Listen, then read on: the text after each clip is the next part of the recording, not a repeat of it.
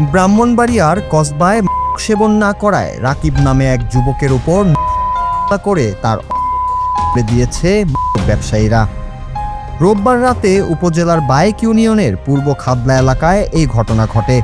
এই ঘটনায় আজ সোমবার থানায় লিখিত অভিযোগ দায়ের করেছে ভুক্তভোগী পরিবার। আহত রাকিব ওই এলাকার কুদ্দুস মিয়ার ছেলে। অভিযোগ ও স্থানীয় সূত্রে জানা যায়, উপজেলার বায়েক ইউনিয়নের সীমান্তবর্তী খাদলা গ্রামের আরিফ মিয়া ও সারোয়ার মিয়া নামে দুজনের নেতৃত্বে ব্যবসাসহ নানা অনৈতিক কর্মকাণ্ডের সাথে জড়িত থাকার অভিযোগ রয়েছে। দীর্ঘদিন ধরে এরা স্থানীয় তরুণ ও যুবকদের সেবনে প্রলুব্ধ করে আসছেন।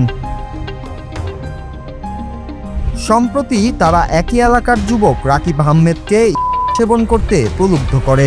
রাকিব রাজি না হওয়ায় সে চেষ্টা ব্যর্থ হয়।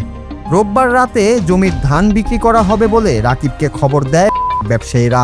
ধান কেনার জন্য বাড়ি থেকে টাকা নিয়ে যাওয়ার পথে রাস্তায় তারা রাকিবের উপর করে। এই সময় কারবারিরা রাকিবের সাথে থাকা টাকা ছিনিয়ে নেওয়ার চেষ্টা করে। এক পর্যায়ে রাকিবের দিয়ে গুরুতর আহত করে তার সাথে থাকা টাকা পয়সা ছিনিয়ে নিয়ে পালিয়ে যায়।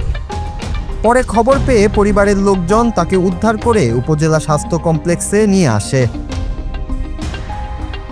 কসবা থানার অফিসার ইনচার্জ নাজনীন সুলতানা বলেন, এই ঘটনায় থানায় লিখিত অভিযোগ দায়ের করা হয়েছে।